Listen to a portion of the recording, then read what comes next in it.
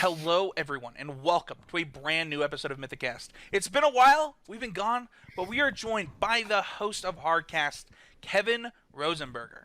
Kevin, what is up, my man? Not much. I'm super excited to talk about the upcoming standard format. I know we've been in a little bit of a lull here with standard content from everyone. It's refreshing to be brewing with these Eldraine cards. Yeah, it's kind of funny, we kind of got this weird in-between, and I wish I had known it was going to happen, that they were going to do, the 2020 standard events, and people would suddenly be getting Mythic with those decks, because it would have really given me an opportunity to, make content on this channel, to talk about, these are the 2020 decks, here are the new cards that we talk about. So hopefully, I'll know this for next rotation, and we'll get some of that content going for next time. But it's been a while on the show, but I'm excited to have kind of a long time part of the podcast community. It's kind of funny to see Hardcast come back and see you back at the helm of a podcast that I've enjoyed and was something that was a part of my network at one point. Yeah, it was great to come back, and I got really lucky adding Adam Hernandez, Yo Man 5, to the cast. He's excellent, and Erin is just as good as she's always been. So yeah. It's just awesome content. Working with both of them, I've learned so much, and it's probably my favorite part of the cast. But yeah, we've been doing our own thing for a while. I think I was on one fan episode maybe for a video chat a while ago. I'm not really sure what exactly that was. Yeah, I remember. But other than that, we haven't gotten to come together to do anything. So this is pretty awesome. Yeah, it's gonna be fun to chat with you. Before we get too far into it, don't forget to check out our sponsor over at puremtgo.com. We really appreciate them and everything that they do for the MTGO community and the online Magic community at large. So thank you so much to them. Check them out. Check out their content. It means a lot to have a sponsor like them. And of course, in the future, we will have a Patreon. I need to kind of figure out what I want the Patreon for this show to be about and things like that. So stay tuned for that. But right now, just don't forget to check out our sponsors. That being said, was it last season you got Mythic with this deck, Kevin? So I believe it's 2 seasons ago. Okay. I think last season I got the mono green Stompy, and 2 seasons was the Simic Flash. Awesome. And today we're going to, I forget that the seasons are monthly with Arena. So today we're going to talk about Simic Flash. So we're going to talk about kind of the Night Pack Ambusher, Spectral Sailor, I think Brineborn Cutthroat, this deck that was really popular right before GP Denver, where Scapeship broke out. And talk about this deck a little bit.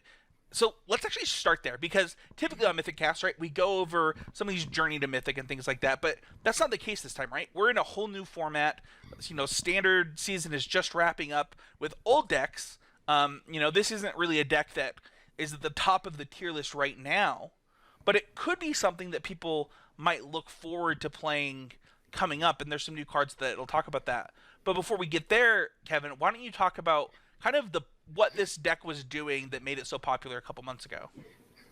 Well, you're basically, you're a tempo deck, but you're a little heavy on 4-drops to be just a pure tempo deck. And I think, when we talk about some of the new cards, they do a little bit better of a job. You lost Merfolk Trickster, which, while is a useful card, I think was not your best threat.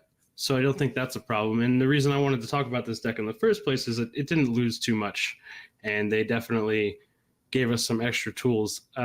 You're basically just trying to play on your opponent's turn and play, you set the rules by playing your permission spells, land a big threat, and close the game out. Yeah, I mean, one of the coolest things that immediately jumps out about this deck, right? You talk about the 4-drops. I'm going to put up the new deck list just because I think it might be easier for the YouTube viewers. So if you're watching on YouTube, you kind of get early access to what we're going to be talking about in the future. But I kind of just want to talk about the deck overall, because if you look at the interaction between Frilled Mystic and Night Pack Ambusher, that was something that people were really, really excited about. And as somebody who's played a lot of Frilled Mystic, I played the Frilled Mystic in different teamer decks. I played Frilled Mystic in this deck. I played Frilled Mystic in Sultai decks. I remember oh my gosh, Canister. He had the 2 Frilled Mystic deck with Vivian Reed, and it was really powerful going into some of the PPTQ 1Ks that we were playing at the end of that season. How does that interaction stack up against a lot of the format? The fact that it's kind of like fairies when it keeps them off their toes when they don't know which one you're going to have. So are we talking about in the previous format? I mean, either Or just or, like right, like when you think about Nightpack Ambusher plus Frilled Mystic, how powerful of an interaction are those two on the same part of the curve? well, I think that it's one of the reasons why you want to play this deck, right? That's how powerful this interaction is. This is what you want to be doing, and you want to keep your opponent guessing and on the back foot at the same time. Obviously, Nightpack Ambusher is the threat that's going to put all the pressure on, and Frilled Mystic is, great permission spell and a body to block with sometimes can add some pressure too.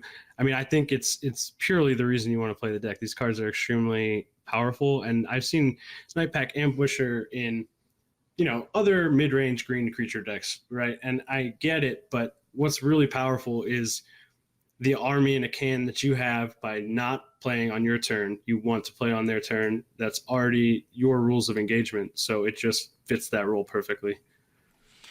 Do you think that the importance of, I know the other lists, before they were playing a lot of Sinister Sabotage, and in that format originally they were also playing a bunch of Essence Scatters to be a little bit easier on the mana over Essence Capture. Do you find that having other counter spells outside of Frilled Mystic on different parts of the curve is also important? Yeah, I think it's extremely important. I've seen some other Simic Flash lists, cutting Sinister Sabotage, and to me, it's the catch-all that you need. You need to keep your opponent honest, especially turn 3, turn 4. If you don't have your Frilled Mystic, the Sinister Sabotage is even more important, and we'll get into it a little bit more, but I think that losing... I just think that your options are a little bit worse now for counter spells overall. So I think Sinister Sabotage is going to be extremely important. Well, let's actually go into your new list so that we can be a little bit more open with listeners here, because I think we've kind of covered the old format, right? Like, you were a Frilled Mystic Nightpack Ambusher deck. Wow, that's going to trip me up this episode, guys. And you played Ops and things like that. I think you played more Unsummons and things like that just to kind of keep your opponents on their toes, and then you backed your Unsummons up with, we talked about Essence Scatter a little bit and different things like that. This new format, I mean, you got a lot of cards for this deck, depending on which ones you're willing to play. Let's go over the list, and then let's actually highlight the new cards individually, kind of talk about them. So we have 4 Spectral Sailor, 4 Brainborn Cutthroat, 2 Hypnotic Sprite, 3 Wildborn Preserver, 3 Brazen Borrower, 4 Frilled Mystic, 4 Nightpack Ambusher, 4 Opt, 1 Unsummon, 3 Once Upon a Time, 2 Quelch, 4 Sinister Sabotage. We don't have a sideboard here, but we do have 22 lands, including 3 Fabled Passage, 3 Temple of Mystery, 4 Breeding Pool, 1 Castle Ventris, 4 Forests, and 7 Islands. The first thing that I want to say is it just me, or does this mana base actually look better than it did before? And is that because it's comparative to the mana bases of the old format that were really good? Yeah, I don't know if it's better. I think you have a little bit more issue here. Like, you want to use your tap lands, right? Like, you're not going to not play your temples. But I guess it does make it a little bit awkward with Fabled Passage on turn 1 if you want to be playing your Sailor early. I guess that's matchup dependent, but I don't know if it's better, but I feel like it's pretty good mana. I don't think the mana in this format overall is great, so I'd put it on the good side of where we're moving into. I think that's what I mean, right? Like, the fact that I get more dual lands. Like, if I was playing Rakdos, I wouldn't even have this many okay dual lands, right? Fabled Passage in this deck is a little bit better because turn 4 is so important for you. In some of the other decks that you can be playing, Fabled Passage is a little bit worse. This is one of those decks where I'm okay with it. Like, I'm going to keep my opponent on their toes with some of my other spells anyway. I don't really need mana on certain turns after turn 2. It seems like one of those decks that is pretty happy with this inclusion. Sure. And the split of 3 Fabled Passage and 1 Ventris, it's funny how both of those line up on the 4 spot, which is your important spot. Yeah. 4 mana. Yeah, that is true. I didn't even think about the fact that you need extra mana for Castle. So let's talk about some of the other new cards. So we can actually start with Castle. I think that's an important thing. This is probably the most interesting land in the deck, and actually a pretty big get for the deck. Talk to me about Castle Ventris. Yeah, so when I first read the castles, I think I'm impressed with all of them. This is the one that I didn't feel the best about, but in a blue deck, 4 mana tap Scry 2 is worth a lot. I feel like this deck is very good at trading resources, being the last one with with enough pressure to win. So sometimes you've used your permission spells and exhausted them of everything they have, and now you can hold 4 mana up, maybe a card in your hand. They don't play anything, you get to scry 2. It's worth a lot in this deck. Yeah, having it being in the part of the curve that we talked about earlier, where it's like the biggest impact spells in your deck, it adds a lot. The other thing that I've noticed about playing this deck, and you can correct me if I'm wrong because you've probably played it a lot more with me, grinding to Mythic with it, is just that the deck tended to get flooded sometimes, and this ability on Castle actually really helps prevent that. As when you bottom lands with this deck, after about 6 mana, every single one of them is basically drawing a card. Yeah, and I think that's a pretty good lead as into another new card. The importance of being able to use your mana after you have played the game on your terms to the point where you need to now close it out. I think you need to be able to use your mana every turn, and wasn't always possible in the last build. Yeah. So I think another card that's pretty good way to use your mana and just a better threat overall is the Wildborn Preserver. Yeah, so this card, I'll read it really quick for everybody who at home. It's 1 in a green for a 2/2 flash elf archer. It has flash and reach. And whenever another non-human creature enters the battlefield under your control, you may pay X. When you do, put X/1/1 counters on Wildborn Preserver. So this I mean, talk about you got to use all your mana. Yeah, and I just think it's actually much better, like a way better card than Merfolk Trickster for this deck, right? It can be a threat. It can block like Merfolk Trickster did. I mean, you may not be able to get them as much, but I feel like overall it's just a way better threat for this deck to have. Yeah, and when I think about like when I was playing against Merfolk Trickster, for example, it always kind of felt like the way that they were getting me are with cards that kind of don't exist anymore, right? It was like getting my Wild Growth Walker to not get a key counter or two, or like tapping down, or like killing a what's the 1/2 haste that gets +1/+1/+0 if they with 2 spells. Gets you Lava Runner? Yeah, that one. Or like killing a Get 2 Lava Runner out of nowhere, right? Like it was never as high impact as Wildborn Preserver will let you end games. Like you will legitimately get to kill people with this, where Trickster was kind of just another flash creature that had some value in your deck. Yeah, like if this is your last threat in the game and you stick it and you're able to ride this much quicker than Trickster. Yeah. And it just makes your other threats better too. You're drawing off the top of your deck, you have a preserver in play. Every creature in your deck is non-human. So yeah.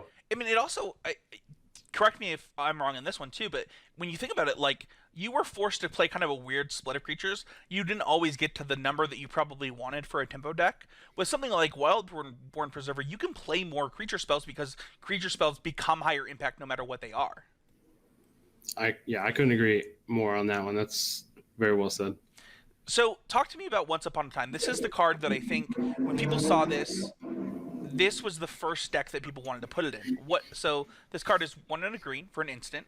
If you don't know, if this spell is the first spell you cast this game, you may cast it without paying its mana cost. Look at the top 5 cards of your library. You may reveal a creature or a land card from among them and put them into your hand. Put the rest on the bottom of your library in any order. So I feel like this deck and Once Upon a Time is a story of Once Upon a Time's highest ceiling in Standard, but its lowest floor. When you're playing this for 2 mana, it's not great. Now, I will say being able to find your Ambusher or to find your Mystic is good, but I feel like when you're playing it for no mana, this is the top of the ceiling in Standard right now. It's very possible, I have 3 in here. It's very possible 4 is the right answer. But what it allows you to do is play. So Brazen Borrow is a 3 of, because I feel like it's a little bit clunky as a 4 of, but I can play 3 of them because if I need to find it, I can play Once Upon a Time. And also Once Upon a Time is also finding you spells due to your adventure creatures. So and your Frilled Mystic. So you're finding spells, you're finding a threat, whatever you need, it's there. So, I wasn't sure I was going to say this on the cast, but I think it's worth saying. I used a program that shall not be named to play this deck already, and I played a couple of Once Upon a Time decks on a program that must not be named, and this was the best card in this deck from the new cards by like a pretty substantial margin for me. I was really impressed with the fact that like if they didn't play into a counter spell like a quench is another card that I was trying, like I got to be like, okay, well, you didn't play into my quench, but I'm gonna Once Upon a Time, I'm gonna grab a Frilled Mystic, and now you're in big trouble because now I have Frilled Mystic in my hand. And every time I did that, I was like, it made my quench feel better too, because it's like, all right, now you have to play now into this quench because I'm gonna Frilled Mystic you next turn, and you know it, and it made quench even better. So it was, I mean, Once Upon a Time was just really impressive in that manner for me. Yeah, we kind of go into it a little bit on Hardcast this week, but in comparison to Once Upon a Time in the mono green Stompy deck, right? It's kind of unnecessary air in your deck, right? You'd rather just be playing to the board. You want to spend your 2 mana to further your game plan more than smooth yourself out. So, like in this deck, in the Simic Flash deck, as a comparison, you're not really finding air. You're finding spells. You're finding threats, and you can choose more often. Yeah. For the spot you're in. I mean, you talked about how Brazen Borrower, Hypnotic Spray, even if you think about Wildborn Preserver, when you have something like a Brainboard Cutthroat and another Wildborn Preserver, they all have spell abilities because they are these flash creatures, and you just have a overall total higher density of them with now than you did before, which is also cool because now you have Once Upon a Time, which means that they get better. So. Yeah, Brazen Borrow is just nutty, right? Especially in this deck. Like, you had a problem last format with catching up on tempo on the draw sometimes, and I believe that this card solves that issue, which is huge. Yeah, let's talk about that. So this card is the first adventure card that we'll talk about on this podcast. So adventure cards, for those who don't know, and Kevin, please let me know if I'm wrong here. So basically, these cards are creature cards in every zone but the stack if you're casting it as an adventure. I believe that is correct, yes. So, this card is a creature, Fairy Rogue, blue 1, for a 3/1 flash flying, and it can only block creatures with flying. And then it has an instant adventure on it, Petty Theft, for 1 and a blue, return target non-land permanent to its owner's hand. This is the most underrated card for a short period of time I've ever seen in the history of Magic. Like, that's a big title. People were like, "This card's so bad. How is it Mythic?" I'm like, I don't know what you're reading. I feel like maybe some people thought just it didn't feel Mythic, whatever that means, right? That's a super subjective term. But I agree. I just also think some people are so high on it, they're putting it in decks it doesn't belong in. But I don't think this is one of them. Oh no, this is the deck for this card. I mean, when you think about it's really funny. We look at decks from last season, right? We talked about playing unsummons in like large quantities, and this card really makes it so you don't have to do that because you get to catch up on tempo without losing a card, right? So like one of the things that can happen with tempo decks, one of the reasons you want to play on something is because you're answering something expensive for something cheap, but you're doing it at the cost of a card. That's not the case with this. I'm not doing it at the cost of a card. I still have my Brazen Borrowers. No, you get to unsummon and draw a 3/1 flash fly. You know, every time. It's very impressive, and it's a catch-all, right? Whereas the other deck, like it was, I mean, you would play. I think a lot of them played 2 Blink of an Eyes. Some of them played more. Into the Royal is a heck of a Magic card, and when you kick this one, you get a 3/1 flyer. So I think that's better than drawing a card most of the time in this deck. Yeah, it's I was already excited about Simic Flash before this was previewed, so it can only help. And I mean, the only thing this doesn't do for you is unsummon your Frilled Mystic, but that's okay. Yeah, I have 1 unsummon in here. Oh, that's fair. I didn't think about the fact that you don't get to bounce back your Frilled Mystics with this, and you did with unsummon. I might change my list because of what you just said for the event tomorrow. Yeah, I mean, you might just want the second unsummon. Yeah, right? I might. I agree. I think I might put an unsummon in my deck just for that. I mean, they have to respect you at 4 and 5 then, you know? Yeah, I like that a lot. That's a really good call out, Kevin. Let's talk about Hypnotic Spray. This card is blue for a creature fairy. It's a 2/1 flyer. So, it passes the vanilla test. Probably not what you want for standard. This one does have adventure for 2 blue instant. Counter target spell with converted mana cost 3 or less. So this is kind of upping your overall number of counter spells, right? You're playing around 8 before plus Frilled Mystic. You're trying to keep that number by playing Hypnotic Spray. Is that correct? Yeah, and it's also Frilled Mystic 5 or 6 counterspell that I could find with Once Upon a Time, right? So that helps. I also see myself countering many to fairy with this card. Yeah. So talk about this, because this was in current host Mason Clark's list that he had as well that he sent me. So it looks like people are a little bit higher on this card than me. I'm not high on this card, but I want you to convince me tomorrow when I play this deck on stream, why should this be included in my deck? Well, I just think that so we lost the pirate counterspell, right? Mm-hmm. That was another counterspell that was in the deck. The name escapes me at the moment. But if you control the pirate, we're competitive Magic players. We don't know what cards' names are. We look at the art and instantly know what they do. Move on with our lives. That's information we don't need. It's that 3 mana counterspell that becomes a 2 mana counterspell, I think, if you have a pirate. Yep, but, I'll look it up while you talk. Sure, but you're losing that. I just feel like your overall counterspell suite is a little bit. Oh, you're talking about Lookout Dispersal. Yes, I'm talking about Lookout Dispersal. Yep. Yeah. Also, for a second I thought you were talking Wizard's Retort, which also some of them played. Yes, Wizard's Retort as well. You lose that as well. That was the other one that I kept sitting here like, I know this counterspell suite got worse, but what did I lose? No, also Wizard's Retort. So I feel like losing those, you need to have another one. And it's like I said, you can find it with Once Upon a Time, and it's a threat. Now, I will say it is the only thing in the deck that you can't play on your opponent's turn, which is a little bit, if you want to play the creature side. Yeah, I mean, I think that is true, but it's not like Flash decks in the past haven't had a couple of sorcery speed things. No, definitely not. And again, very good at trading resources. That's why I like this deck. So if you happen to have chipped your opponent down and you have to play this on your turn to finish it off, it's okay. Okay. Well, we've talked about the new cards. I think I will try one of these, and I think that the reason that I'm actually sold is Once Upon a Time into it. That actually is a good enough reason for me to try one.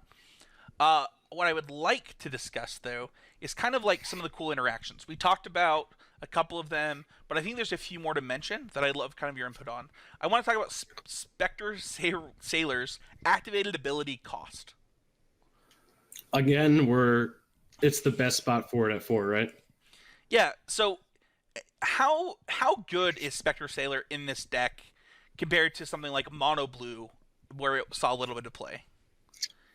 Well, so this is tough for me because I remember watching a few people that championed this deck to Mythic in that season hate on Spectral Sailor or cut it a little bit, and I just think it's very important. I think it's very good for chip damage. I think it's a perfect spot to, like, at 4 mana, your opponent has to respect so many different angles and understand how they operate. And, scry 2 on the castle, both of your 4 drops in Frilled Mystic and Nightpack Ambusher, Spectral Sailor, drawing a card. And I feel like this deck needs to use its mana late in the game more than Mono Blue. So, I one of those discussions I heard cutting the card was that, I almost never draw the card. But to me, that doesn't really matter. Like, they're like, I never activate it, right? It's just a 1/1 flash flyer in my deck. But I mean, it's enough, right? It's enough, like, that matters. Even that argument, right? If they're killing your Spectral Sailor, they're going to die to your Brainborn Cutthroat, right? Like, they're using a removal spell on this 1/1 when this thing, with these other things, I mean, especially now with Wildborn Preserver, right? If I can get them to use a removal spell on my Sailor and have, less removal spells for my opponent for my Wildborn Preserver, I'm going to take that every time. 100%. Yeah. The other thing I think that I think gets lost with Spectral Sailor a lot, and possibly other cards in this deck, is there's no more Goblin Chainwhirler. I didn't even think about that. Like, wow. Like, yeah, that's the thing. you one of the things that was really hard with this card is Goblin Chandler would kill it before you would ever get to draw the card, right? And that would be for free. And that's just not true anymore. If they're going to kill this, they need to use a spell on it. So, I think that's a pretty big game. Let's you convinced me another cool interaction with Unsummon. Talk to me really quick about Quench, because you and I both have this card in our list, but this is not something commonly adopted before. Why do you like Quench? I think it becomes one of your better options. I don't, in the last format, I don't think it necessarily was your best option, right? You had Syncopate too. So that was another one we're losing, which I felt in that deck was pretty good. But unless you were playing against an evolved version of the Simic ramp decks and Bant ramp decks, a lot of the time punishing people on their mana is just another way of using your opponent's resources effectively. I think Quench does it very well. Now, is it a little awkward sometimes when you draw it on turn 7? Sure. But I think it's worth it. I think it's necessary. And I just don't think that the threats you're worrying about you can usually catch with Quench, because the problem that this deck has is people going underneath you. So we can't talk about sideboards today because we don't even know what the tier 1 decks are going to be for the new meta. But talk to me really quickly about, like, what do you expect to be trouble for this deck? I think a mono red deck, whether it be Calamity or another low to the ground version, is a problem.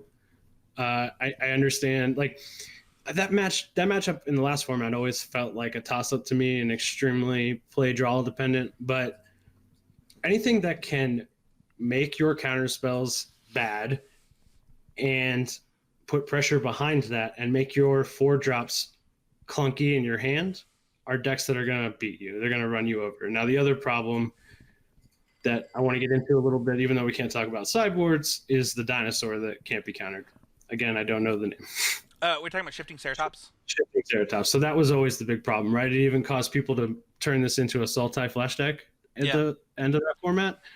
Now, this is a different format, right? You can't really just have, like, a lot of people just had Shifting Ceratops in their dinosaurs deck. Like, it was just in there, so it was a problem. So I see that card being less of a problem. I really don't think we'd take this one to Sultai either. I think it's just fine how it is. But I think anything aggressive, anything that can get under you is a real big problem. And if the ramp decks nut draw you, it's probably very bad for you. Do you see, so, you think about something like, I remember, I played against this deck at GP Denver a couple times. I was playing the Temur Elementals deck, and I was really lucky to beat this deck a couple of times. Shifting Ceratops was a part of my game plan for that, but, it's possible that, there are Gruul decks that are involved in this format again. Gruul kind of fell off towards, it was a tier 1 deck, and then a tier 2 deck, and then a tier 1 deck again. It's possible that with people's mana being bad, just having a really clean 2-color aggressive deck that, most of its cards are split between 2 colors is actually a good idea. Is that something that worries you when you think about something like Domri that makes it so your spells can't be countered, and large creatures that actually block really well in the matchup? I don't know if I see a pure Gruul deck. I feel like, we don't have the red-green temple, right? If we did, we might be talking about a completely different story. I think a lot of these mono-green beatdown decks that are going to be super popular in the beginning of this format would probably be Gruul decks if the mana was better. That's fair. Fable Passage does a good job, but it still doesn't do the best. I've brewed a couple Gruul decks, and I wasn't super thrilled. So if we get to a point where you can make the mana work for Gruul, I think it could be a problem for you. There's no doubt about that. Domri's, a little bit annoying, just as annoying as, you're trying to fade Teferi too, right? So yeah. And blue-white has the same problem as Gruul, right? It's an allied color. It doesn't have those colors. Do you think Esper could make a return and make this deck a little bit harder?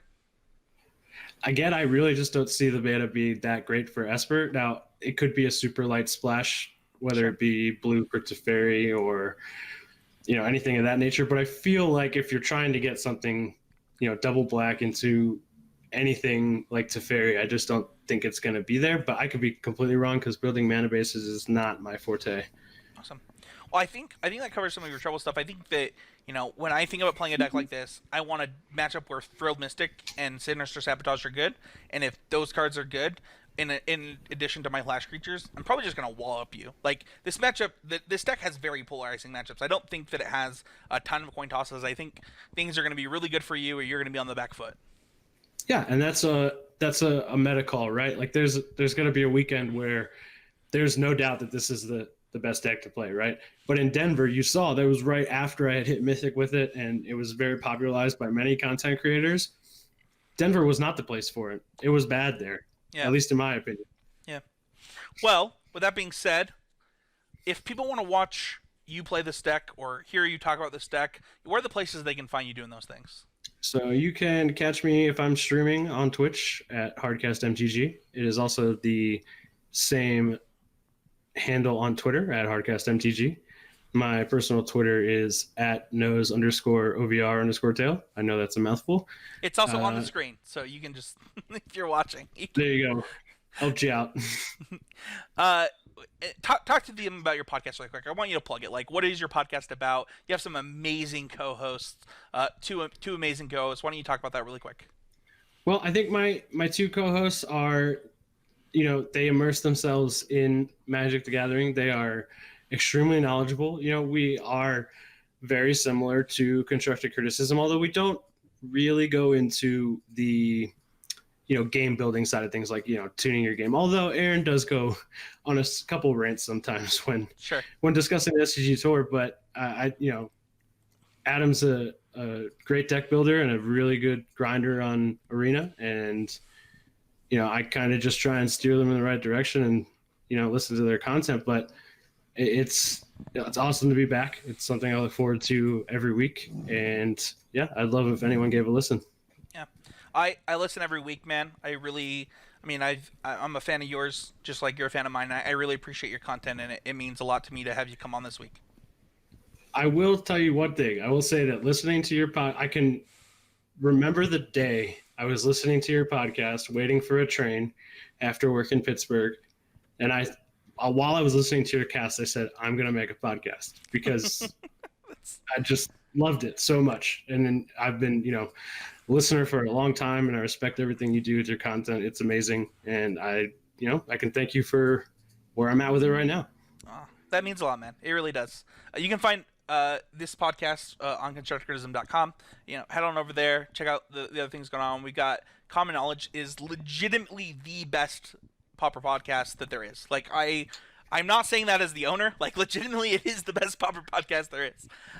So check that out. Check out the things that I'm doing on constructive criticism.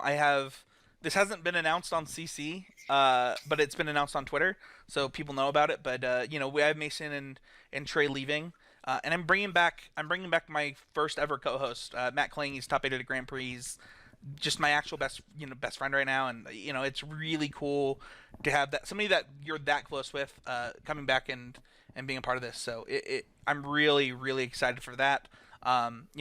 And you can find the show everywhere. You can find it on YouTube. You can find it on everywhere. So thank you so much for Kevin for coming on. It was a pleasure to have you. And you can find me at Spencer H, and you can find the podcast at Arena Mythicast. And we'll talk to everybody next week with your co-host Kevin, Yeoman 5. Yeah, I'm excited to listen to that. I'm excited for episode 300. I'm excited for Matthew Kling. So this is awesome. Awesome, man. Well, we'll talk to everybody later. See you guys all next week.